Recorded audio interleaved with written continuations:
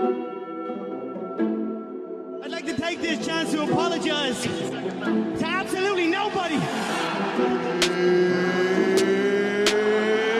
It's time! It's Sunday, May 23rd, 2021. This is the Church of MMA podcast. My name is Tabor Cragen. My name is Mason Knight. This is episode 75, the Font versus Garbrandt recap. And then after that, we jump into some MMA news. And unfortunately for us, no preview show this week. But before all that, Tabor, where do we begin? With our social media accounts, Instagram, Twitter, Facebook, Gab, TikTok. We have them all at the Church of MMA. It is all the same everywhere. Guys, we're posting funny memes, clips of the show every single day, trying to make you guys laugh. Hit us up. Yeah, check out our YouTube channel too. I know you guys are watching this live stream right now. Please be sure to smash that subscribe button. We are so close to 1,000 subscribers. Big announcement now. We just surpassed 900 subscribers. We're at 916 as we read it right now. So thanks to each and every one of you for subscribing. Smash that like button. Absolutely. Smash the subscribe button. Guys, let's hit 1,000 before our next episode. If we could do that, I might do something crazy. What, another shoey? No, not that. Like, no more shoey. This guy's got enough E. coli to kill fucking 4 cows. Are you kidding me? God, no, not that crazy. I'm thinking more like, you know what? I might throw a fucking, it's all $20 for a t-shirt, right? Yeah. Teespring. By the way, Teespring at the Church of MMA, guys, go buy a t-shirt, mug, face mask, any of that stuff. It all goes back into the show. Help us out. But, fuck it. If we hit 1,000, I might pick a random subscriber, ask you for your t-shirt size. Do a giveaway. And exactly. It's a good idea. We'll send you guys a t-shirt. So make sure you're telling your friends. Grab your mom's phone and her credit card. No, I'm just joking. Don't grab that. Grab your mom's phone. Subscribe to our YouTube channel. Grab your girlfriend's phone. Anyone. Steal their shit. Subscribe to our channel. Let's hit 1,000. Could do a giveaway. Anyways, Mason, I think it's time. Yes, sir. Let's start right at the top like we always do. Main event of the evening. Rob Font, Cody Garbrandt. And I have to say, you fucking damn near called it, dude.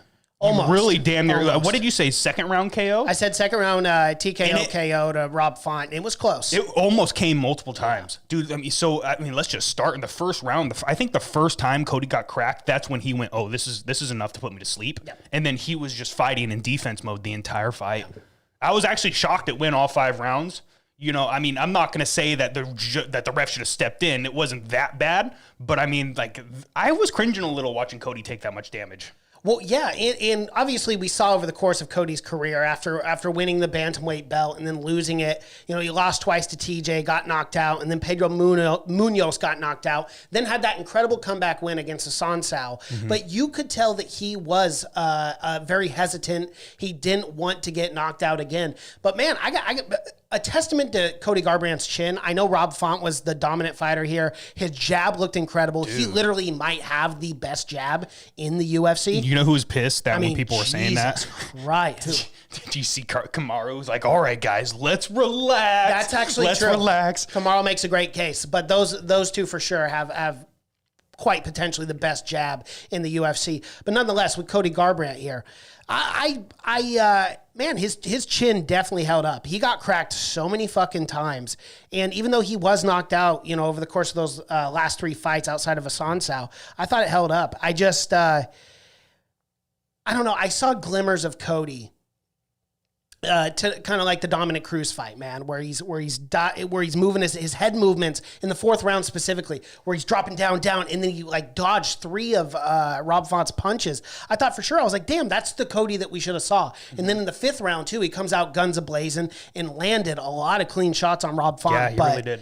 Dude, it's just like Rob looks phenomenal, man. Like I've said this now for a while that I think Rob Font is the dark horse in this bantamweight division, and he proved it once again tonight, man. Dude, that was the best Rob Font we've ever seen. Oh, for sure. Without a doubt. The levels this man has elevated his game to. I remember seeing him a few years ago at that fight in Vegas, International Fight Week. He fought Rafael Assunção, and Assunção just dominated 3 straight rounds. Yeah. And every time this man worked his way up to a big fight, he just didn't get the win.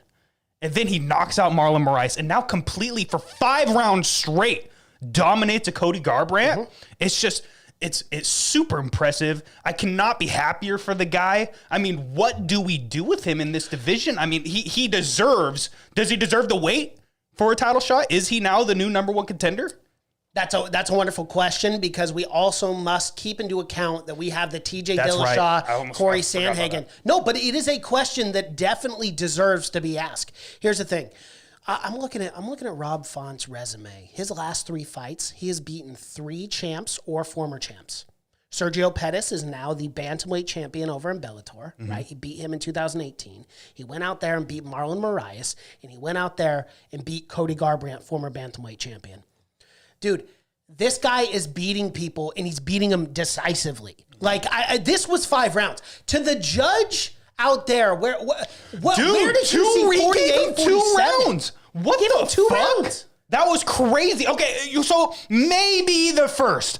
Maybe. That's the biggest maybe I've ever said in my entire life. Like, he got a takedown, and he did control. He just didn't do much, though. No. He didn't do much. He wasn't landing the damage, enough damage for me to personally just go, yeah, he won the first. I thought it was 50-45. That's what I thought, too.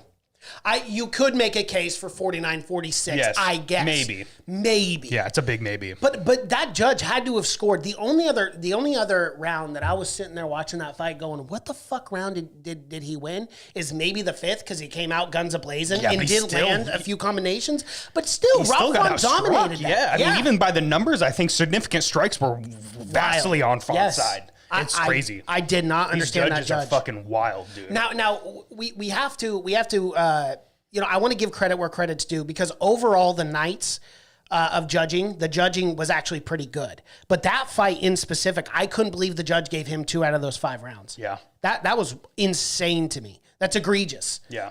And we have to start doing something with judges. And I know this is off topic a little bit, but we have to do something about these judges. There has to be repercussions for this, man. There has to be.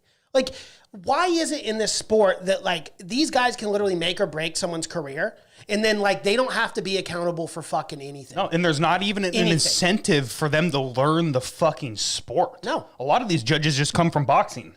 Why is it that we don't see judges on podcasts getting interviewed being like, tell me, please, what are your justifications for scoring it this way this round? No, there's nothing. There's nothing.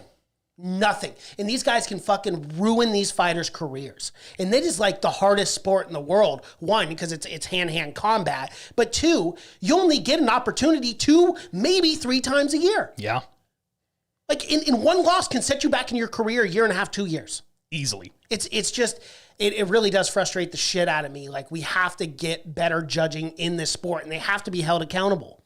I don't know what's going on with these commissions, but enough is enough. Yeah. And I know every state has different, I get that. I understand that. But still, like, we got to do something, because it's just not fair to these fighters who put out their blood, sweat, and tears in that octagon, and then not to have a fight even judged correctly. I mean, luckily the right guy won here, and we had 2 competent judges in this situation who scored the contest 50-45. But still, dude, it just fires me up. It pisses me off. It's the judges, and plus I think it's a bit of the rules as well. I mean, it's essentially, what do you think? You know, there is no specific rule set where if you see these things, the man wins the round. Right. It is just, how did you see that fight going? Yeah. And it's been like that forever. I mean, you got guys that, like, if they end the round on top, doesn't matter if you get dominated for 4 minutes straight. If you get a takedown, end the round on top, don't land much damage, there's judges out there that'll give you the round. Oh, I know. It's just incompetent. scary. It's just scary. I mean, let's talk a little bit more about Rob Font, Cody Garbrandt, because Cody, like, fucking so tough. I mean, so many people were talking about how this man has a glass chin, and it held up for 5 straight fucking rounds. I mean, I kind of feel bad for Cody, because now he's in a little bit of a limbo. Like, I'm not going to say he's never going to be in the title picture ever again, because I think it's probably a bit too soon for that. But I mean, it's what? He's 1 in 4 in his last 5 fights. 1 in 4, yeah. Is it to the point where he needs to fight an unranked guy, or does he just get thrown to, like, maybe a number 10, like a Merab Dvalishvili or something? You know, like a fight that? I want to see, and this is not cool.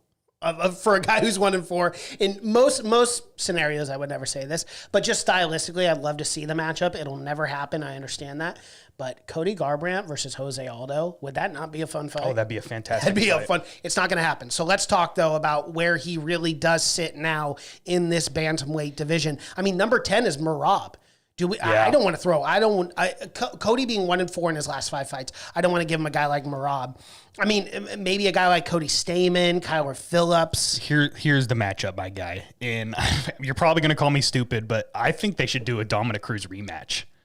Would that not be the best fucking rematch you could make? Taylor, that's a wonderful idea. That is not a stupid idea at all. Some I people actually love that. Because that fight was, in building up to this fight, this whole week, this fight week, they kept playing the highlights of that fight too, man, to kind of hype up this fight for Font versus Garbrandt. I love that. Let's get that rematch, dude, because that fight was so much fun. Yeah. And the winner of that fight's probably back in the mix. Oh, for sure. Okay, so Ant W, shout out to you, my guy. Thanks for showing up as you do week after week. Time for Cody to go to 125, 1 win, and he's got a title shot. Yeah, but I mean, do we want this guy to cut that weight? I mean, I'm a guy that says 125 should be just off the books. Yeah. Like, let's make everybody move up a weight class and get rid of weight cutting, but, we know that's not going to happen anytime soon. So if he can make the weight, which he says he can, he still says 125 is in his future. Is that something you want to see? I don't know, from my opinion. Here's the thing. And obviously it's different with every fighter with cutting weight, but I don't want to see a TJ Dillashaw situation where it's like he's cutting down to flyweight and then, he's got to use EPOs or something like that to be like, he has to make sure that he can make that weight. And I don't want him to be compromised because again, his chin held up in this fight. He still got a chin. That's for sure. He's a young gun. He's still got plenty of time to develop as a fighter, but I don't know, dude. Can Cody Garbrandt, he looks pretty small already. Can that guy really cut another 10 pounds? Yeah. Well, what do you guys think? I mean, I think so. I mean, TJ was going to do it. I think TJ's a bit bigger than Cody, so you never know. You really never know. He's a small 135er. The night he fought TJ in the rematch, Cejudo and DJ both weighed heavier on fight night than Cody. I guess that's true. That is true. Yeah. I just don't know, man. I don't like these guys cutting ridiculous amounts of weight. It freaks me out. Eventually, we're going to get someone that's going to die on the scale, and it's not going to be good. Well, let's do this. Let's have a little fun with it, right? Let's say Cody Garbrandt does hypothetically drop down to the flyweight division.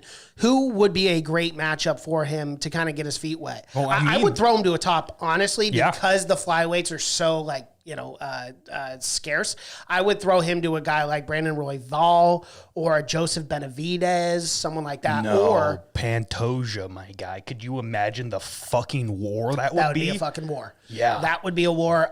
You could sign me up for that one too. I'm not opposed to that. Or even an Askar Askarov at number 2. I think that might be a little much with a guy coming down, being 1-4 in his last 5. But yeah, I like that. I like that Alexandria Pantoja fight. Right, that'd be fucking insane. Insane. They're going to stand in the middle and trade, which, I mean, maybe that shouldn't be what Cody's doing right now.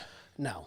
Especially if he's cutting that extra weight. So what was that last night? Was that him just being nervous about being knocked out, or was that his cardio not holding up? Well, what was up with him? Because he did not seem the same, or was that just Rob Font just being that good? I'm leaning that. I think Rob Font was just that good last night. And we're not here making excuses at all, but we also have to keep this into account because, again, we want to be fair and balanced on this podcast. Cody Garbrandt was just dealing with pneumonia. He was dealing with COVID-19, which is why this fight got postponed. And remember, he was pissing blood like 6 months ago or something like that. Had to pull out of that title fight with Figueiredo. Right. So, I mean, this man has been having consistent injuries and, health problems. Dude, he almost died, apparently, in the hospital when his kidneys failed. And, it was just fucked up stories after one another. And when I hear something like that, when I hear that a fighter had kidney failure, what does that have to do with? Probably cutting weight. Exactly my point. And now he's going to cut to 125. Yeah. You know what I mean? That's exactly. And for me, for the fighter's safety and health, it does concern me a little bit. Now, Cody's his own fucking man. He can do whatever the hell he wants. But as a fan, just looking at that, I want to make sure that guy can actually make that weight. And that's why, that Figueiredo fight's obviously off the table because Brandon Moreno's fighting him June 12th. Oh, I can't fucking wait for that It's going to be a great rematch. But even whoever comes out victorious in that rematch, I don't want to throw Cody Garbrandt a title fight because I want to make sure he can make that weight. So I think you give him one guy in the flyweight division. And then if he wins that fight, a top 5 guy, then you throw him up. Because Cody's a big name. Even coming off, 1-4, Cody's so much fun to watch. He's a great human being as well too. So I'm still a huge fan of Cody Garbrandt and his future. I'd like to see him at Flyweight, but we'll see. Yeah, we'll see. So back to Rob Font before we leave this topic. I mean, did you hear the story? You actually told me this last night, that he was delivering a pizza or something like that to some dude's garage that was training MMA. Oh, yeah. And saw it, and he's like, yeah, I could probably do that. Joined up a gym the next day or some shit. Like, that is crazy. And now he's on the verge of a title shot. So let's talk about that. It's Corey Sandhagen, TJ Dillashaw just got rescheduled. I believe it's late July. Yeah, well, see, that was kind of the weird thing, too, because Dana White was asked that question. They're like, hey, is July 24th confirmed for this fight? And Dana's like, well, I don't know. Nothing's confirmed. The way he responded kind of made me a little nervous but you know what I'm thinking? They're trying to get that Francis Ngannou, Derek Lewis fight on August 7th because the Amanda Nunes fight is not a main event. So they're trying to get something bigger than that. So they're probably going to try to throw Ngannou on that. But I wonder if they don't also throw that fight on that August 7th paper. Could you imagine that fucking pay-per-view, boys? Could you guys imagine that? Oh, fuck. I'm sorry. I want to see that 5 rounds, though. Like, don't unless you pull a Nate Diaz card and you just make that 5 rounds. But you might just start doing that on pay-per-views. Like, why not? For fucking big, we love it. Especially number 1 contender fights. Yeah. Top matchups in the division. Yep. Why not? I like the 5-round fights, man. I'm never opposed to them. We could use more of them, in my opinion. But no, what is next for Rob Font? So this is tricky, right? Because obviously, Aljamain Sterling, Petr Yan have to do their rematch, which that's not set in stone. We have no fucking idea when that fight's going to happen, right? Yeah, Algio was in the building. Was he? Yeah, he was there. And then right after the fight ended, huh? Did he roll up in his wheelchair? It's like stiff as a board. Yeah, well, no, he was there. He tweeted right after the fight. He's like, "This is my division." Yeah, that's what you get. The guy's got some gas. Let's get that under control before he fucking goes and gets that surgery. This is my division. Gets knee in the head again. Petr Yan out of nowhere. Flying knee just fucking knocks him out again. Be so funny. So immature. Yeah, but I think Rob Font deserves to wait a little bit. I mean, I'm not going to say if like the winner of that TJ Dillashaw Corey Sandhagen fight, they're obviously going to be the next guy. So this division needs to be played out a little bit more, especially because we are waiting for Algio Yan too. So do you give a Rob Font one more fight? I think you probably do. I mean, how about this? Because TJ Dillashaw is a fucking cheater. If he goes out there and he beats Corey Sandhagen, you can go, fuck you, TJ. You fucking injected EPOs into your butthole. So we're giving the fight to Rob Font. Because, I mean, come on, dude. Who deserves it more? A guy who fucking does EPOs or Rob Font, who has literally beaten 3 champions in a row? Former champs and champs in a row. Yeah, the only argument TJ really has is that he had the belt. No, I know. That's really it. But I mean, yeah, you were a cheater, so. Don't get me wrong. As far as a fighter, TJ Dillashaw is fucking insane. I love watching him fight. And if TJ won that fight, you know he's getting the next shot. Yeah. Because TJ is a big name, and you've got the background of him doing EPOs and all that. And I don't hate TJ Dillashaw. I really don't. I like to troll him a little bit. It's fun. But, it's just fun talking shit. It is. Yeah. Well, but I do like him as a fighter. I wouldn't be mad if they made, I mean, you're not going to make Rob Font fight someone like Pedro Munoz or fucking Marlon Moraes again or Frankie Edgar. Like, he's not going to fight any of those guys. So he's going to have to fight maybe a loser of the Jan Sterling or a loser of the Corey Sandhagen, TJ Dillashaw, and sign me the fuck up for any of those. I don't know, man. It's one of those things, too. We just saw Corey Sandhagen get submitted by Aljamain Sterling in the first round. So if Aljamain Sterling goes out there and defends, I will just call it defending his belt, or wins the belt, whatever you want to call it. I'd rather see the Rob Font, Aljamain Sterling than the Corey. As much as I like Corey Sandhagen, I love Corey, but I don't know. Right now, I'm like Team Rob Font because that performance was so impressive. And again, like this has always been a guy that's fallen short.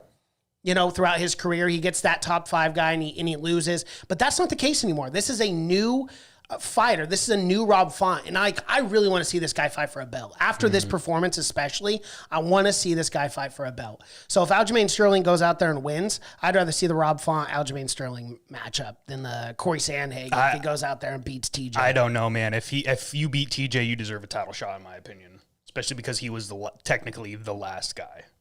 I guess besides Cejudo. Yeah. He's retired. He's out of the conversation. Right. All right, let's just go into our church coin pits. We've been 20 minutes on this fight. Thank goodness, because it might be a shorter episode. There is no preview. Yeah, it'll be a short episode. No preview. Yeah, so I put 500 church coin on Garbrandt. Did not work out for me. Definitely was not in the Matrix. If anyone was in the Matrix last night, it was definitely Rob Font. Yeah, for sure. I put 1,800 church coin on Rob Font for the win. I won 1,440 church coin. So shout out to Rob Font. Shout out. Boston gang. All right, Jan Zhao Nan versus Carla Esparza, co-main event of the evening. Oh my fucking good! I did not see this coming, dude. I did not see this coming. I mean, we all know Carla Esparza is an elite wrestler at the 115-pound division, but to just take down Jan and completely dominate. Obviously, she wanted to make a statement, and Dana White said himself, "Statement made." Yeah, we fucking see you, girl. Yeah. So, who knows what's going to happen in the future of this division? But it was so impressive. So impressive. And then they cut her with one big elbow and just get in the crucifix and just that crucifix was nasty too, bro, because she just kept dropping those elbows. The elbows from hell, cutting her up. There was blood everywhere. And that was the running theme of this fight night is blood. If you want blood, you've got it. Because there was a fuck ton of blood every single fight. And but Carla Esparza's performance, flawless. I mean, if we were in Mortal Kombat, it would be flawless victory. Yeah. Like it has to. I don't think she got hit once, man. dude. Like, realistically, I don't think Jan landed a strike. Well, and it was immediate, too. I mean, immediately when they engaged, Carla went for the takedown, got the takedown, and it was dominant. That round easily would have been a 10-8 had it gone. For sure. At the first round was a 10-8 for sure, Yeah. without a doubt. And then Jan tried, shout me out, crown clown. Shout out to you, boss. Jan had no chance. Yeah. No chance. She just completely got exposed, man. It's because she is such a high-level kickboxer in this division, and people try to go take her down, but Jesus, man, that might have exposed her. Man, work on your defensive wrestling because there's a lot of girls that could do that. Tatiana Suarez. Now you got Carla. Rose could take you down like that. It's just, it was insane. Yeah. We'll talk about Suarez in our MMA news, but big news on that. Oh, yeah. I totally forgot to put that in the news. On that. Yeah, but Jan, I mean, fuck. I put 1,000 church going. Yeah. That was not good. So do we give Carla the title shot? I mean, now it is 5 in a row. She called out Rose. She does have a victory over Rose. She was the very first strawweight champion in this division. That's a good argument to make. Here's the thing, Tabor. What we do so well in this podcast is we are matchmakers. So let's do it for this strawweight division. Let's jump into this, Tabor. So we have Rose Namajunas obviously just winning the strawweight championship over Zhang Wei Li. So we've got Yoan out there. We got Jan coming off a loss. Carla Esparza, number 4, beating number 3. Hey, sign me up for the Weili Zhang Joanna rematch, please. Oh, fuck. That's a number 1 contender fight. I don't give a fuck who wins that fight. They're fighting for the belt next. Absolutely. So you make that matchup, and you know what? After that dominating fucking performance from Carla Esparza, give her the shot, Dana. Give her the shot, and it makes sense. And she already beat the champ. Yep. So why the fuck not? I'd love to see that rematch. And Namajunas' jiu-jitsu has gotten so much better since then. So now it's just very intriguing in my opinion. It's because you know fucking Carla ain't going to go out there and dominate like that. And if she did, oh my goodness, it would set the fucking strawweight division on fire. Yeah. And I would not be happier. And then what do you do with Jan? You give Jan Mackenzie Dern and say, hey, you better work on your takedown defense. Oh, yeah, or you're going to get your arm snapped. Down, your elbow's going to pop this way in all ways that it should not. Mm-hmm. Oh, so, yeah, that is for me, if I'm matchmaker, that's what I'm doing. That's what sells, bro. And I'm telling you right now, throw both fights on the same pay-per-view card and have them both 5-round. Oh, fuck. Come on. Come on. Are you don't need an Israel Adesanya. No, you don't need a Francis Ngannou. You don't need a fucking name your fucking guy. You don't need 3 title fights on that card. If it was just those 2 fights, I would pay $100 for that pay-per-view. Same. And the thing is you can set it up. You can do all the promotion in the world and say, look, we are doing a super mini strawweight tournament. Winner of the co-main event that's 5 rounds gets the next shot at the fight that's next for the main event. Carla Esparza versus Rose Namajunas. Sign me up. Come on. Yeah. Come on. Every UFC fan in the world would be stoked for that card. Like that. And you could even do that. Dude. Please. I love this Dana, division, make that dude. happen. It's without a doubt my so favorite female division. For sure. Well, it's because we have such dominating champs in the other 3 divisions. It's just not even fun. I mean, you're asking just questions of who are those other two going to match up with? Yeah, without a doubt. Yeah, so I did put 1,000 on Jan. It just didn't work out for me. I really thought she was just going to come in and just completely fucking outclass Carla because her striking is that good. She really reminds me a lot of Zhang. I would say a little bit more technical, doesn't have as much power as Zhang, but she makes up for that in just the way she moves and footwork and stuff like that. But she got exposed bad. Yeah, absolutely. I put 700 on Jan Zenon, and I lost that. Okay. Before I talk about these next fights, I have to say ESPN Plus. What the fuck, my guys? I'm getting pissed, dude, because like I haven't been able to watch a fight in probably 2 months now. Like the only time I can watch fights is when I'm here. Like no fucking joke. My laptop, I cannot stream shit. Doesn't matter if my internet's good. My internet at home is trash, but I literally drive to another fucking city where we have a dock and we have internet there. It's great, and I cannot do shit. So ESPN Plus, get your shit together. It's really pissing me off. I did not get to watch any of these fights. I tried watching them tonight, and I did see a little bit of this Justin Tafa, Jared Vanderaa fight and the other ones, but it's like, it's not the same, man. I just want to fucking watch it live. ESPN, why can't you get your shit together? It drives me nuts. Yeah, I know we rant about it all the time. And that's the thing. Unfortunately, like I feel like we rant on ESPN Plus all the time. And like it's a good platform as far as like having fights and stuff like that, but nonetheless, it is fucking frustrating when you can't watch fights. You know, you can't stream the fights, and it's not like you pay a bunch for it, but still, it's the principle. It's like, dude, for the hardcores who want to watch every week, and then you're having streaming problems. That's frustrating. Like I just can't. Like I have great internet in at the dock where I watch the fights sometimes, but it's like I just can't. Like I don't know what to fucking do, my guy. Like this is why people illegally stream this shit. Yep. This is why you got people saying, fuck you, Dana, and fuck you, ESPN. I don't want to be one of those guys. I really don't. I want to support the fighters. I want to support the sport that I love. It just makes it difficult. Yep. All right, Justin Tafa, Jared Vanderaa. Apparently this was fight of the night. Didn't get to see it. I did see a little bit of it, and those men were throwing. Those men's cardio held up, which is surprising for heavyweight. Yeah, no, that was a glaring thing for me watching this fight live. It was actually one of the more entertaining heavyweights fights that I've watched. These guys were throwing.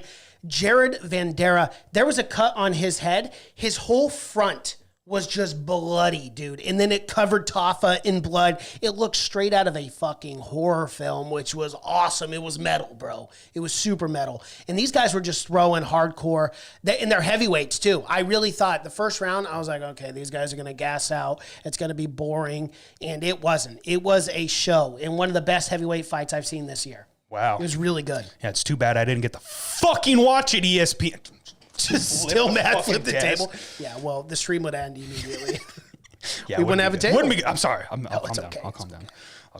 Yeah, but I put 100 church coin on Vanderaa, and thank goodness I did because he did pull through for my guy. I don't think I've ever really watched one of these guys fights. Like, I know Tafa. Yeah. I've seen Tafa fight many times, but the Vanderaa guy, he's new on my radar. Well, I guess Tafa's brother is going to be on Dana White's Contender Series, and Jared is actually a Contender Series guy too. So I love the Contender Series. When the Contender Series starts back up, we'll have to do like either a YouTube we'll do a special or one. something like that. Absolutely. Why not?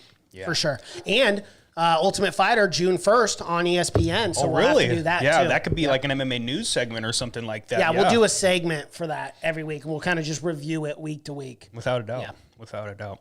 All right, Felicia Spencer, Norma Dumont. I did watch a little bit of this, and fuck, man, both these girls just... Felicia Spencer is just so fucking tough, dude. Yeah. She just goes to war with people, and she fucking got completely... After getting completely dominated, I don't think there's anybody on the planet that can knock out Felicia Spencer. If Amanda Nunes ain't knocking her out, nope. I don't think anybody is. She just goes to fucking war with some of these girls, and she's a jiu-jitsu girl, and yet she's still just trying to outstrike people. It's crazy, in my opinion. Yeah. Judging all over the place again for this one. You had a 30-27, 28-29, and 29-28. Yeah. How do you get a 30-27 in a split decision? I don't know. It's just the strangest thing. But nonetheless, Norma Dumont came out to play, man. Oh, she came out to fight. And it was a short notice fight, too. I mean, she was moving up from 135. Yeah. So, yeah, it's crazy. It's crazy. Is 145 on the chopping block? Because I keep hearing that Megan Anderson has come out and said that it is gone. 145 is over with. Is that the case? I mean, they are still making fights in this division. I just don't know. I don't know. I hope it sticks around because I'd love to see Amanda Nunes rack up those championship belts, wrap up those diamonds, those rubies of the Infinity Stone shit. And it's shocking. Like, why just kill the division? Let's build it. Yeah. Let's get a contender series. Let's do fucking an Ultimate Fighter with just featherweights or something like that. Like, we could build this division and make it great. Look at what PFL is doing with 155 pounds and 145 pounds over there. Why can't we do that in the UFC? I don't know. No idea. Yeah, man. I have no idea. Let's move on to the Ricardo. Sorry, dude. It's okay. The fucking hammer. I know. I hear. I'm trying to just go. I'm trying to just go through it. I feel like that one guy, that one CNN guy, who's like, "Stop the hammering." That was ESP. No, that was MSNBC. The old dude. Yeah, he's like, I don't know where the hammering's coming from. If it's there, but get it out of my fucking ear set. He's just losing it. Yeah, there it is. Dude, now it feels like it's on purpose. It's on purpose. Like, yeah. it has to like, be. stop it. I've seen you Fuck. just ferociously trying to text people. Bro, that's what I'm doing. I'm texting people here, telling people to shut the fuck up. Yeah. I'm just trying to just go. The show must go on. It's fucking irritating. It's so funny. Let's get into MMA news, and then we could really go. So, Ricardo Ramos, Bill Algio. I didn't watch any of this fight at all, so I'm just going to go to you, Mason. Did you see this fight? Yeah, I watched this fight as well. It was a good fight. Ricardo Ramos, kind of outclassed Bill Algio. Algio was landing good strikes. His movement was really well, but the combinations just didn't land. And he threw a lot of strikes. They just weren't landing. Ramos was very evasive and just was the better fighter. That's my simple breakdown of it. It is what it is. Yep. All right. Who the fuck is that guy? That was the wrong one, you dick. No, that was intentional. It is what it is. Did you hear that? You could tell what it was? Yeah. Oh, damn. Yeah, You bro, get this guy a pair of I headset. got ears, man. You got ears. Strong Can you hear ones. the hammering up there? Yeah, no, okay. I was just wondering that I if noticed. you heard that, because fuck. So let's move on to this one, which this is the craziest thing. So they move this fight, and I get why they do it, right? To bring eyeballs in immediately to the fight night. But dude, Jack Hermanson versus Edmund Shabazian to open up the card. I mean, this could co-main event on this card. You know, Yeah. I mean, Jan Zanon versus Carlos Esparza is a great co-main, but you get what I'm saying. Yeah. To have this open up, like I was shocked about it. But wow, Jack Hermanson dominating. Edmund Shabazian looked really good in round one. I thought actually at one point he might have even finished the fight. Oh, but, really? Well, it wasn't like I didn't see that It wasn't part. like a close to finish, but he was out striking Jack Hermanson at a pace where it was like, oh, this is getting finished in the second. That's what I mean by that. It wasn't like he almost finished him. But Jack Hermanson, man, took him down and just grinded. Yes, that's what I saw. Man. I saw the highlights, and it just looked like Jack was just completely dominant, controlling him on the ground, landing big shots, big elbows, got in the crucifix at one time and just started raining down elbows from hell. Oh, bro. This man is so dominant on the ground, you cannot fuck with this guy. No. You go down to the ground with Jack Hermanson, you're going to get fucked up. Yep. It's easy as that, really. I mean, it's crazy how dominant one guy could be on the ground. It's just... Is there another guy in the 185-pound division that can compete with Jack Hermanson on the ground right now? That's a great question. I don't think so, dude. The top five, no. Yeah. Derek Brunson. Okay, yes. But and I outside would of love that, to see that matchup. Fuck. Yeah. Could you That'd imagine be a that great fight? That'd be a matchup. great grappling matchup. I'd love to see it. Real quick, before we move on to MMA news. Oh, real quick. 500 church coin on Shabazian didn't work out for me. Oh, yeah. So, yeah, I put 1,000 on Shabazian and lost that. So I ended up winning 5 church coin. We got to start doing this. I know. We never tell people what our totals are. Currently now, after winning a whole 5 church coin, I'm up to 11,217 church coin going into next week. And Tabor, you are at 6,167 church coin. Yeah, after going into losing next week. 2,330 this week. Damn, It was a rough night one. for you. It was a rough It's a one rough for me, night. without a doubt. But before we move on to MMA news, I got to give another shout out to Ant W. Motherfucker, you're our number one fan by now. Yeah, You're for sure. Absolutely, every stream. Every stream you're there. Thank you, my guy. The only reason they're still... Oh, I can't even talk. The only reason they still have 145 is because Amanda doesn't want to make 135 multiple times a year. Then just make her just give up that belt. It's easy as that for me. Yeah, but I mean, she is defending Just give it up She and is just defend defending it. 145 over and over and over again. That's why they have this division still. But I think what they're trying to do with the bantamweight and featherweight division is they're trying to build these other fighters. So like when you have Amanda only fight one time a year, it gives leeway for these ladies to develop their skills to at least compete with Amanda at bantamweight. But that's the thing is like she has leaps and bounds ahead of all of them. That doesn't matter how many years you give these girls. No. They're not beating Amanda. No, not she'll hold both those belts till she retires. And this is part of MMA news, which it's not in the notes. So I'll just bring it up because we're talking about these divisions. Dana White came out and said that he will sign Kayla Harris. Really? As soon as her PFL contract is up. Yep. So, man, that's a matchup I want to see. I don't know if you throw her Amanda Nunes right away, but you give her one fight, she wins that fight, you give her Amanda. Well, if you want to kill all that hype, that's what you do. You just throw her right to the fucking wolves. Let's just kill the fucking hype. Let's get it over with. I mean, I think it's more competitive. Yeah. I do think it's more competitive. But yeah, I do agree with you. I mean, Amanda's champ. It would be a rough go at it. But, you know, Kayla Harris is also a two-time gold Olympic winner. So it is what it is. Yeah. Are they fucking moving up there? No, it's what just are like they I doing? texted them. They're just, I don't know. They just don't give a fuck. They're just like moving shit around. They're like, yeah, let's take the bed and just flip it upside down. Like, I just don't get it. I don't get it. Something's going on. No one's got any fucking respect going here. MMA news time.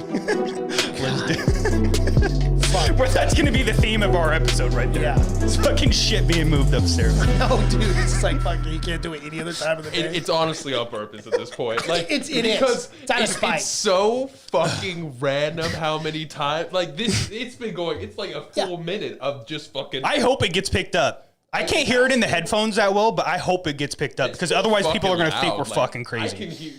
I don't know, because my mic. I don't know. We're gonna find out. Oh, yeah, we're gonna find out. Listen, I'm gonna listen Playback. back for sure. Hey, NW, let us know if you could hear that banging and the hammering and all that shit. I mean, we're about to have a fucking Mason's rant. gonna have a stroke. I'm going to have a fucking stroke. I'm going to have a goddamn So meltdown. upset. It's like, god damn, you couldn't do that any other time. Any other time. Like, fuck, it's 2 p.m. on a fucking Sunday. Are you kidding me? You don't move shit at 2 p.m. on Sunday? Don't you guys know we were doing a fucking podcast? I know, that's the thing. I shot a text. I was like, hey, no fucking hammering at 2 p.m. Please. I'm just asking for 1 hour a day. That's so I funny. don't know what you could be fucking doing. So You funny. need a reverse hammer back up. Just Ken Dog's doing fucking up downs up there. Fucking slamming shit. 1 week out of hernia surgery. They don't hear it. So That's we're so funny. just- Oh, it's we're over. complaining It's about over. nothing. Okay, we're complaining about Well, nothing. never mind, Yeah, guys. well, that's Never okay. mind. It's our Okay. problem. We're just crazy. We're just crazy. All right. Paul Felder, he retired on air. Yeah, you did. It was, you could tell there was emotion in his voice. Yep. And he says he wants to train for marathons and stuff like that. And he pretty much essentially, just to break it down into a quick 5-second sentence, he said, I don't want to hold this division up anymore. There are guys that need these fights. There are guys that need to move up in the division. And I feel bad because I'm holding it up. And it's a class act, dude.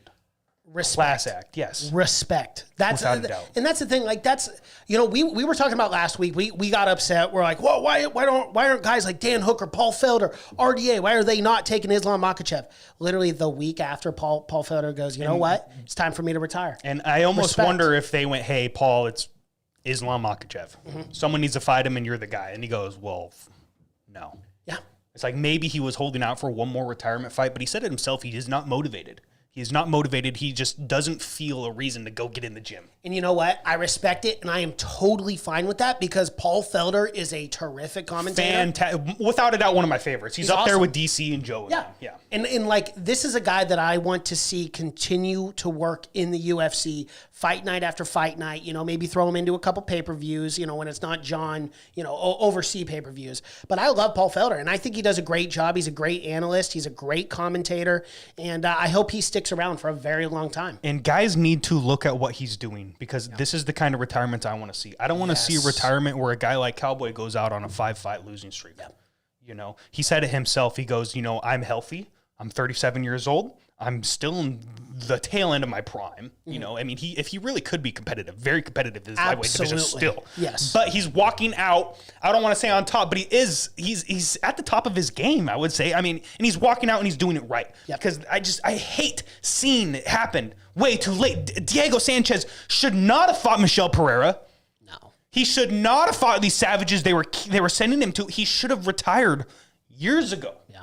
Some of these guys are fighting way past their primes, and it's not good. It's not healthy. It's bad for the brain. I just don't want to see these guys in wheelchairs shitting their pants and talking bad. Like, it's just nothing. I'm trying. I know it sounds disrespectful, but how many times do we see that in this sport? Too often. And especially boxing. It's like, I don't want to see that. Well, I absolutely loved it too. What the UFC did for Paul Felder is they ran they did the video promo of like his send off. It was a really good tribute. Did you see that, Gideon? Yeah, I did. You see that tribute? It was really good, man. No, I didn't see it. Oh, dude, they played it live on the fights. You got to watch it though, because it was it was powerful, man. It gave me goosebumps of like his career and everything that he did during his time in the UFC as a fighter, and what he will continue to do outside of the sport. Like, Funny Paul's thing just is, a great guy. he was the last person to beat the reigning lightweight champion, Charles Oliveira. That's wild. Yeah, Run it back. Run it back. Hey, Paul's like, all right, 2 days out of retirement, I'm back in, boys. Give me Charles Oliveira. I know how to beat him. fuck, dude. I love the guy. I really do love the guy. I'm so happy he's walking out somewhat on top. I'm so happy he's walking out healthy. I'm gonna keep saying it over and over again. I hate seeing the guys stick around too long. As you alluded to earlier, Tabor, and you did a great job with it, is he did retire as a top 10 lightweight in the world. Mm-hmm. He retired on top. Mm-hmm. Yeah, he didn't get that gold strap, and every single fighter wants that strap. But Paul Felder has got to be so incredibly proud of his career, how many fun, awesome fights that he has had in that octagon. Like, he will be a fan favorite for years to come. Oh, without a doubt. And, like, he's not done. No. His fighting career obviously is over, but he's not done. We're gonna hear him commentate for years, and he's only gonna get better because he's got that mindset. And would I be shocked if 2-3 years from now he goes, fuck it, I'll fight one more time? Fights a Conor McGregor or something like that on a 7. Yeah. Connor's on a 9-fight losing streak. Over on the Irish, or over in Ireland. Dana's like, if Conor beats Paul, we will give him the next title shot without a doubt. Connor's just on an 8-fight losing streak. If Conor wins this one, we will give him a title shot. I don't give a fuck. No, we know Dana. We know you don't. We know he doesn't. Yeah. So shout out to Paul Felder. So happy it's happening, and only wish the best for you and your future, my guy. So Jacques Souza was released from the UFC, a guy that I'm not going to say is in the realms of a cowboy, but I mean, should he have maybe retired already, or should he maybe have been cut from the UFC earlier? Again, this is one of those, former champion. Not in the UFC. Strikeforce champion, middleweight champion, Jacques Souza. He has had a great career in obviously Strikeforce and the UFC, a great mixed martial arts career. And to see a guy go out like that. With the broken arm, that's like the worst possible way, right? Other than getting knocked out. That's not the first time it happened to Jacques. Mm-hmm. He's had his arm broke before. Mm-hmm. And to see him go out like that is really tough. But I think it was the right move from the UFC. I believe Jacques Souza is like 41, 42 years old. And I do feel like it's his time, especially after that horrific arm break. And dude, it might be one of the toughest guys in the world. To break your arm again and then to just be like smiling and be like, oh yeah, it's broke. Yep, this is me. I'm just like, do you have any pain receptors? Do you have any nerves? Or is it just gone? Like, I don't get that, bro. It's the wildest thing. He won a Brazilian Jiu-Jitsu World Championship with a broken arm or something like that. He's like he literally got his arm snapped in half in a fucking arm bar in a Brazilian Jiu-Jitsu World Championship match and still won. Crazy. It's wild. Crazy, dude. Crazy. So he still says he wants to fight. I mean, who's going to pick him up? Do you think Scott Coker is going to take that? Why not? That's what he does. Yeah. And here's the thing. Like, if Jacques wants to fight, he has every right to fight. Without a doubt. I'm not going to tell him not to. No. And I know he's getting older, but it's not like he's getting his ass kicked. It's not like he's getting pummeled. Yes, he got knocked out by Kevin Holland. But that was crazy. That was just a crazy situation. It was a crazy knockout. Like, who expects to get knocked out when you're being on top? Yeah, nobody. No one. So it was kind of one of those freak things. And Jacques didn't look bad in that fight up until that arm break, So it's not like this guy's getting beaten to death every single fight where you're like, he's damn, still we got to competitive. retire this guy. Yeah, exactly. he's still competitive. I mean, and especially in 185 pounds in Bellator, like there's not a whole lot of guys I could think of that are super, super elite in that division other than like a Gegard Mousasi, a Yoel Romero if he still wants to cut weight, stuff like that. They were talking about how that is actually a future fight that Scott Coker wants to make. So maybe, you never know. That's not the most stacked division ever, though. I mean, you got Austin Vanderford Just got a big win at Bellator at 185 pounds. So, I mean, it's building. It's definitely building. There's definitely and Jacques Souza matchups. would add some star power to that. For sure. All right, let's move on to some other MMA news. Kevin Lee is returning at 175 pounds. He has a matchup already. It is Sean Brady. I forgot the date. I'm pretty sure it's on a fight night. And I think this is a perfect matchup for Kevin Lee. It's not a top 15 matchup, but it is a matchup that can get him a top 15 matchup if he wins it. Yeah. Well, this is also a guy who's 14-0, who's So it's a big test. undefeated as a It's a mixed big martial test. artist and is a very well-versed fighter. Absolutely. He can submit you. He can knock you out. Absolutely. He can beat you from anywhere. So this is going to be a very hard matchup for Kevin Lee. It's not. I'm not saying it's a fight he can't win. Don't get it twisted. But Sean Brady is a very top up-and-coming tier guy. Opponent, absolutely. In his last win was UFC 259 versus Jake Matthews. He submitted him arm triangle choke in the third round. So Okay. Yeah. he finishes guys too, man. I'm excited for that fight. I'm excited for that fight. That's a great matchup. I'm super glad that Kevin Lee is not coming back down to 155 pounds. Just the way, every time that man cuts weight to 155 pounds, he just looks like death on the scale. It looks like he almost passes out. It doesn't look good. 170 pounds. I mean, obviously 165 is his division. Let's be real. It's 165, but 170 pounds, it's a middle ground. So I guess it'll do. Is Kevin Lee a competitive guy? Can he be a top 10 welterweight? Whew, that's kind of a loaded question. Yes, I mean, because I see glimmers of greatness with Kevin Lee. Yes. I mean, look, remember that Gregor Gillespie knockout? Fucking fantastic. It was beautifully timed, beautifully placed. Kevin Lee has got the potential. Here's the thing. At 170 pounds, though, that's a whole different ballgame. Those are big boys. Now, obviously, we said that Kevin Lee looks like death when he goes and tries to weigh in at 155. So I guess we're gonna have to see, but there's no better matchup than Sean Brady here to see really where Kevin Lee stands in this welterweight division. That's me, man. I mean, what do you think? How do you think Kevin Lee does in this division? I'm sorry. I just read what fucking Gideon said back to that guy in the chat. We'll talk about it later. But yeah, I definitely think he's competitive. I mean, there's a lot of guys in the top 10 I think he could be very competitive with. I mean, you got Jeff Hands of Steel Neal, Ling Jiliang, Belal Muhammad. Oh, Sean Brady is ranked number 13 in the world. Wow. Yeah, so that's a big matchup for Kevin Lee. If he wins that, I mean, he's going to be clamoring for a Neil Magny, Jorge Masvidal, something like that. So I'm very, very, very excited for that matchup. Absolutely. All right, let's move on to some other MMA news. And we'll make this one quick because I didn't watch the card, but Bellator 259 did happen. Cyborg defended her belt. Shocker. What else was on that card? I think there was a couple big fights. Austin Vanderford got the big win at 185 pounds. And then, God, there's another matchup I'm missing that was big. I can't remember. Fuck it, we're moving on already. Fuck Bellator. City kickboxing fighter. This is a sad one, actually. So, the reason why I put this in my notes is because, you know, City Kickboxing is very famous. You know, Israel Adesanya is out of there. Volkanovski's out of there. Yep. And apparently, I don't know the situation. The public hasn't quite been told what happened. But last Sunday, there was some sort of altercation between a young amateur up-and-coming fighter at City Kickboxing. And he got essentially jumped by 4 guys. And he just succumbed to his injuries a few days ago and died in the hospital after being on life support for 7 days. So, you know, nothing but prayers and thoughts and prayers. I know that's nothing. Like, thoughts and prayers really aren't much, but I mean, there's only so much you can do. Only you want the best for those guys, and I hope they can all get over that because Israel's got a big fight coming up. Yeah. You know, and something like this in this gym it could be so detrimental, man. Your mental game is so important for these fighters. And, you know, if one of your fucking buddies just dies a few weeks out before a big pay-per-view, man, it just sucks. Yeah. It just really sucks. Yeah. Shout out to City Kickboxing and everything they're going through. Yeah. Foul Vake was the man's name. Val Vake. And he was only 2-0 as an amateur, so he was just starting his career as a really young up-and-coming guy. It's just crazy, man. It's just crazy. I don't understand why people get into altercations. Like, I've seen so many bar fights. Like, I don't go to bars. I just, like, every once in a while, I go to chill spots, but it's like, even at chill spots, shit just seems to pop off when you get alcohol involved. Yeah.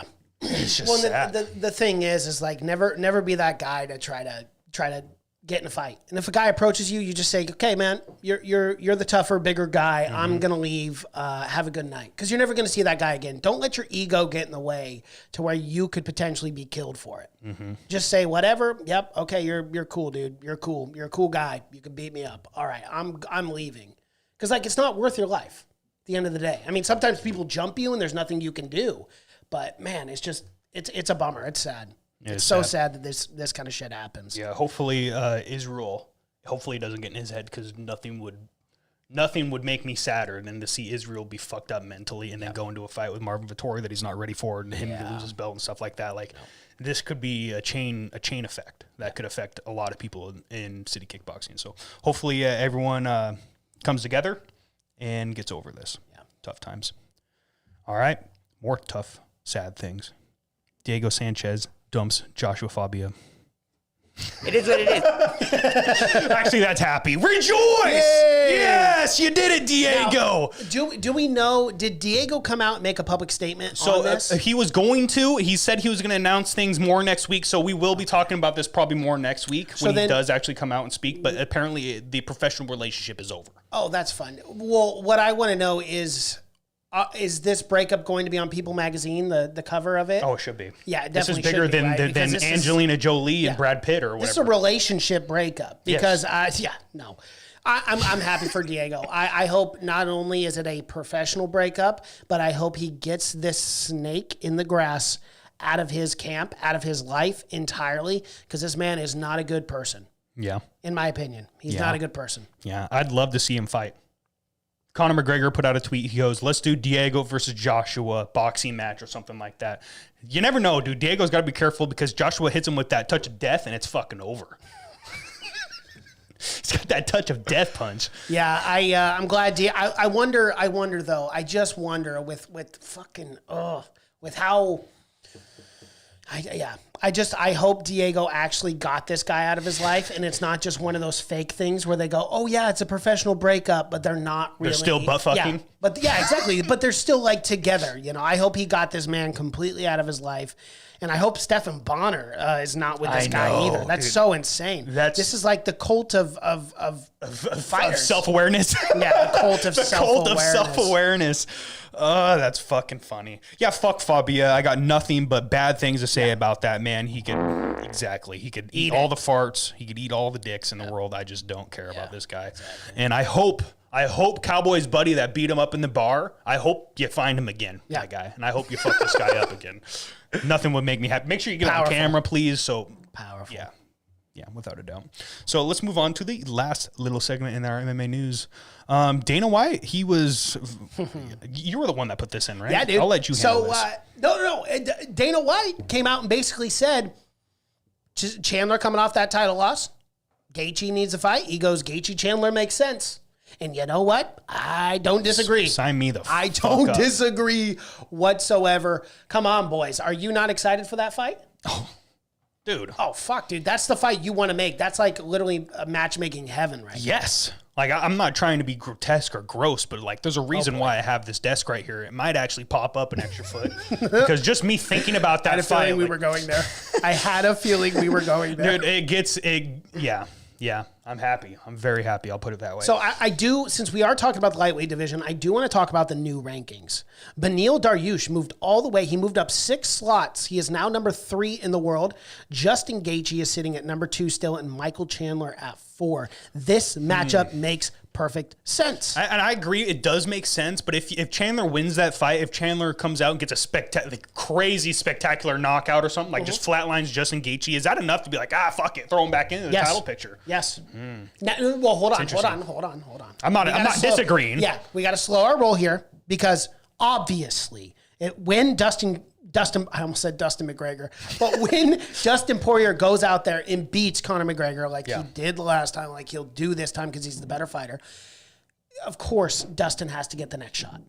He's got to get the next shot. But then outside of that, if Justin Gaethje, Michael Chandler, if you do that in a co-main, Chandler goes out there and knocks out Gaethje, you got to give him the shot. Mm-hmm. And maybe Beneil Dariush has got to fight one more time, which fucking sucks for him. But maybe you make Chandler wait, you know? I mean, it depends on how quickly they make this fight because Gaethje's been out since last September. Yeah, at this point, if Beneil Dariush didn't say he doesn't want to fight till next year, you could just do the Gaethje Beneil for the number 1 contender outside, after the McGregor Poirier fight, and that would make perfect sense to me. But Beneil Dariush doesn't want to fight until next year. Yeah, so I guess the ball is really in Justin Gaethje's court. Yeah. I mean, is Chandler going to want to fucking come in and fight Gaethje in 6 or 7 weeks after that fight. I mean, he did say he's been training essentially for 56 weeks straight. Yep.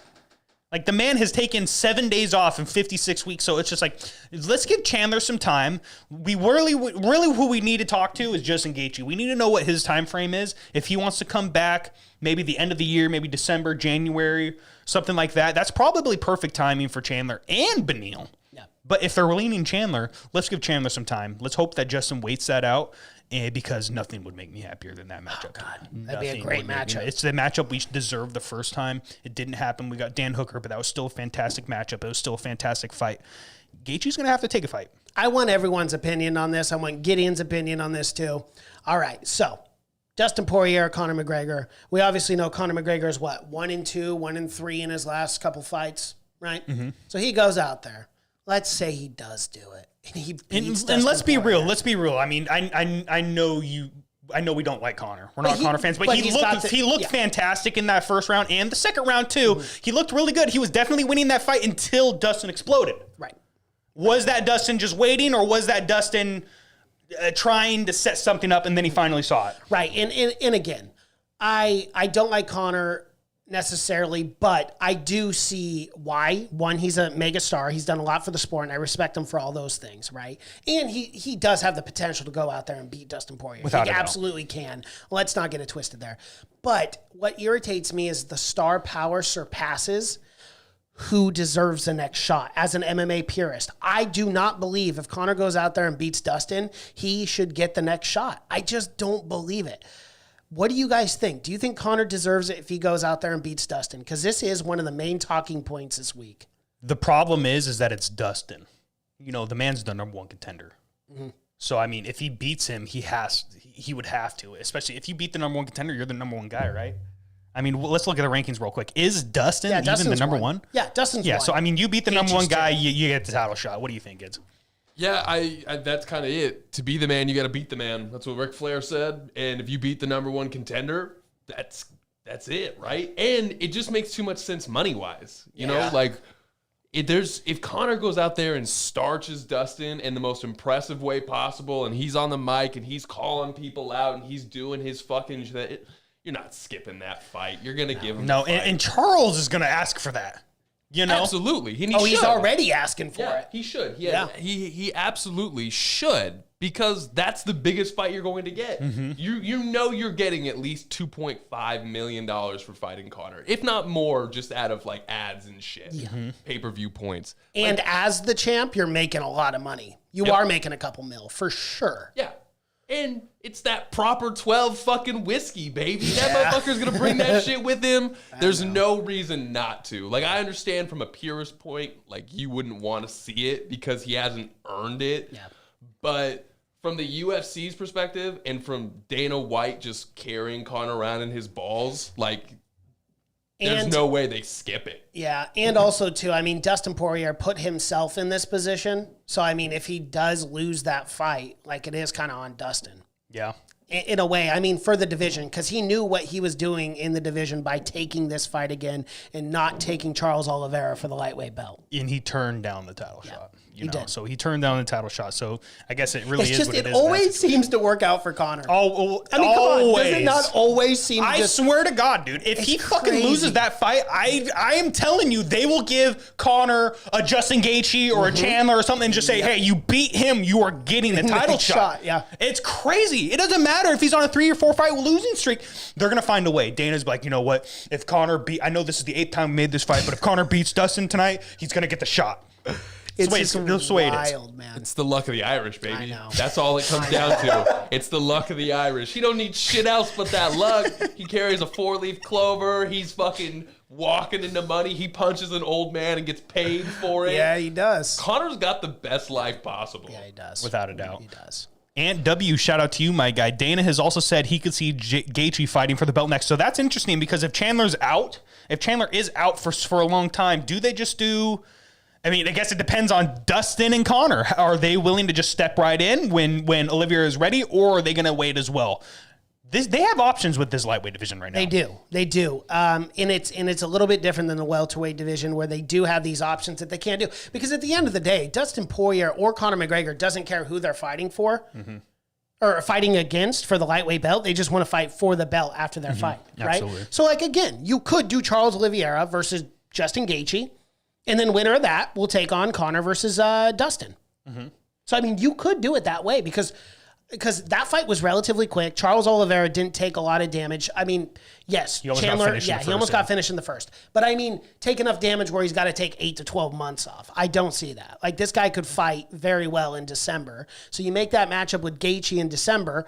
You know, Dustin Poirier, Conor McGregor. That'll be when? July, I believe that fight's July or August. July, like 10th or whatever, International Fight Week. But then, you know, they fight in December. You can make that fight, I don't know, March, April. I don't know. Yeah. Guys, ask us questions in the chat, and we will keep going for a little bit. There's a couple questions. Gideon, what the fuck happened in our chat? bro. I don't know. Relaxing things came in here hot and tried to like call us out. No, what did he say? He goes, hey, what did he say? Does YouTube Live count as YouTube watch hour, the average duration? And then you answered back, it's the church of MMA, not the church of how to work YouTube.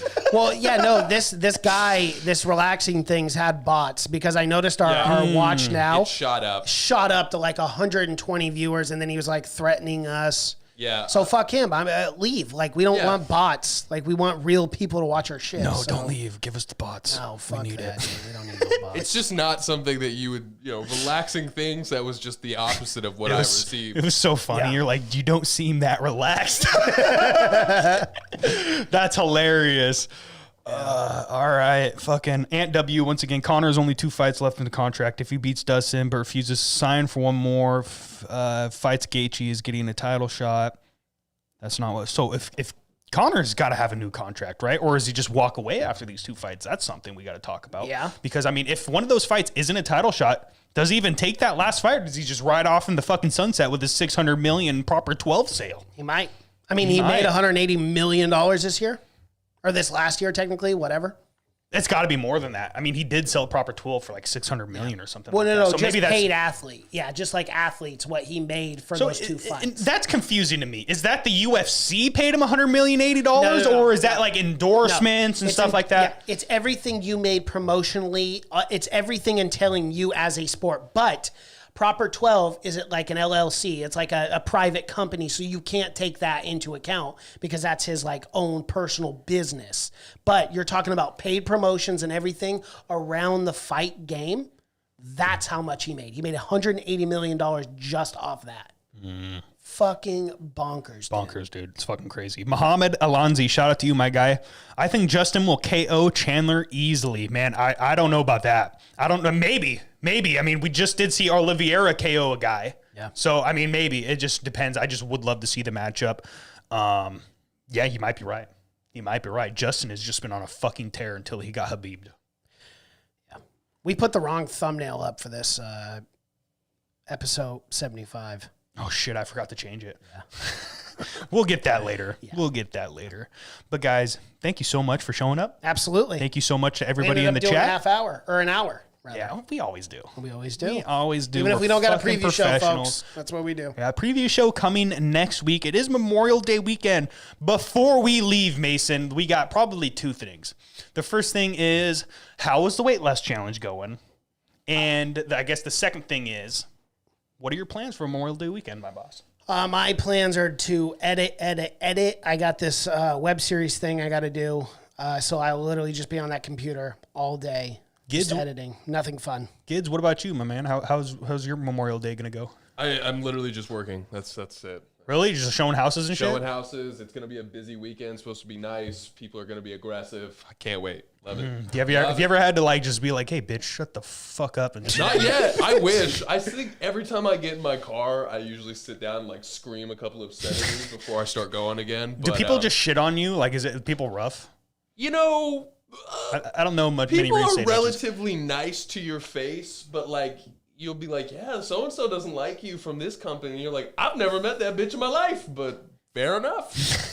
It is what it is. It is what it is. Yeah, I don't know what I'm going to do. I mean, we're in the position, we're trying to move right now. We're moving over to Longview, but I don't know. I'm probably going to be fucking busy doing that all fucking weekend, and I'm not looking forward to that, my guy. I am not looking forward to that at all. Hopefully I get a second to ride my dirt bike. That's all I want to do. I just want to go ride my dirt bike and get lost in the woods. There you go. Weight loss challenge. How have things been going? Things are going good, man. Doing a lot of cardio and drinking a lot of protein. Are you eating? I know I kind of asked you this yesterday and we got distracted. No, I mean, of course I'm eating, bro. Of course I'm eating food, but it's a lot of protein. It's a lot of shakes.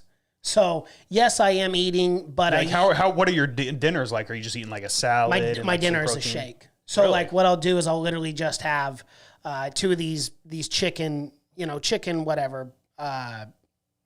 Nuggets? No, not nuggets. 2 solo chicken nuggets. Just 2 chicken nuggets just 2 and a slices protein of chicken meat, lunch meat.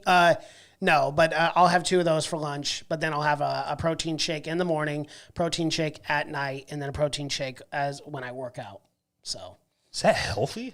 Yeah, dude. I mean, it's protein. It makes sense. That's why I did it. I just bought amino acids today. They just showed up from Amazon. And then I just bought 3 pounds of Coca-Cola. Cola, yeah. Yeah, Coca-Cola. 3 pounds of Coke, you're just dropping millions of dollars. Like, I'm fucking going hard for this challenge. Oh, yeah, I know. We were joking around. I was like, yeah, I'm doing cocaine for the weight loss challenge. It's the best way to go. But no, I'm doing a lot of cardio and just drinking a lot of shakes, man. How about you? I'm doing keto, and with keto, I'm still eating I'm not overeating, which is what my big problem was. I love food. I love to eat. I'm fat, and I get bored. Right. So, like, we're both foodies. And it is. It's like when you're bored, what do you want to do? I mean, if you're fucking bored and you're doing nothing but sitting at home watching TV, what are you going to do? You're going to go grab a bag of potato chips. You're going to grab shit like that. Well, obviously. After that, that's technically working out. It is? It is what it is. But It is what it is. shake weight, yeah. Yeah, the shake weight. Yeah, no, but I mean, you're going to go get junk food, dude. And that's normally what I would do. But I'm doing keto right now. I'm still getting full. I've noticed that I'm just eating a lot less and I'm just eating slower. Like I've been doing keto bread. Oh my God, it's the fucking worst, dude. It tastes like shit. You get it at Costco. The first time I had it as toast. Don't do that. It's literally chalk. It's literally chalk. You eat it as fresh bread. It's better. I've been eating like lots of tuna fish sandwiches, lots of tuna by itself, salads, and no soda, dude. That's the biggest one. I haven't had a soda in like 2 weeks, and that's what I fucking really want. I'll do tuna melts too if I'm not doing the patties. I'll do a tuna melt. So I'll do like those carb balance, those really healthy like tortilla wraps that are like fucking they're a vegetable. What are they? I know what you're talking whatever. about. Like the green tortillas. Yeah. And then I'll have a tuna melt there, and I'll just throw it on a pan, just boop. Boop, over, and then you're good. Damn, that sounds good too. Yeah, tuna melts are good. Last night I made a steak and I had a salad and I fucking burnt the steak. I was so pissed because I wasn't paying attention. I was trying to get the fights on the TV. See, that's where I'm jealous, bro. Is like you could still be eating steaks and shit. I don't have anything to cook a steak with, so. Oh, bro, dude, stick it in your air fryer. No joke. What? No fucking. Make it gross? No, dude, it actually is juicy. No joke. What? No joke, dude. You just got to check it. And have you ever done the touch to figure out if it's medium rare or rare? Well, I know it by touch now. Like if it bounces back, if it doesn't bounce back, if you push and the indent stays, it's rare. If it just barely bounces back, it's medium rare. If it bounces back fast, it's medium or well done. So it's super easy. Well, fuck, dude, I might go buy some steak. Without a doubt, throw it in the air fryer and throw some fucking Brussels sprouts in the other baskets because you got that dual basket air fryer. Dude, you'll be fucking have a great dinner right there. Okay. Well, hey, look at this. Viking Savage. You showed up, my guy. He showed up late, but he's here. He said Cody looked lost in there. Felt bad for the guy, but was surprised his chin held up. He got cracked hard and often. Hey, that's about as true as it gets there. Without a doubt, dude. I'm shocked that you could tell. I mean, we did say it earlier. I'll give you a quick little rundown, Viking, just because you're my boy. But after he got cracked that first time, the man was just on defense the whole time. He did not want to go to sleep a fourth time. It was super obvious. He but the way he was chaining down takedowns, it was like crazy. Because I don't think I've ever seen that from Cody. No. Have you ever seen that? Like him just trying to chain takedowns? Usually he's in the matrix, out striking guys. He was effective with it too in the first round. Yeah, he was. Definitely didn't win that round, in my opinion, though. Fucking judges were wild. This motherfucker is back. Who? Relaxing things? No way. Is he really? What's he saying? It's not. You guys want some viewers? I just said no. Fuck No, you. we don't want bot viewers, Fucking bro. had it. We don't want bot viewers. We want real human beings watching this podcast. The real least people relaxing engaging. things I've ever met. You guys are crazy. Let's get all the bots in the chat. We fucking need them. Relaxing things. Pump our numbers. If you like the show, make sure you subscribe, my guy. Have all I your don't bots. think this guy's gonna subscribe. No, he's not. I don't think he likes us much. No, we're just talking shit. Gids is just going off on the guy. No. Do you guys want some viewers? No. Cody Mohammed, or not Mohammed. It's Mohamed. Mohamed Alonzi says Cody mental broken. Maybe. That's a harsh take, my guy, but maybe you're probably not wrong. I mean, if 125, if he's talking about going down to 125, maybe 135 is just mentally not there. Yeah. You never know. We'll see. Hopefully he bounces back. I really like the guy. I'm a big fan. All right. It's time. It's time. Hit it, Mason. Thank you, everybody that showed up. We appreciate everyone in the chat. Hit us up on our Instagram at the Church of MMA. We are posting funny memes. We're trying to make you guys laugh. Hit us up. Yeah, subscribe to the YouTube channel too, guys. Let's hit 1,000 subscribers so we can start doing polls. We can start asking you guys who you think's going to win fights. A lot of different things in the works. This is the Church of MMA podcast. My name is Mason Knight. That is Taylor Cragen. Until next time. Peace.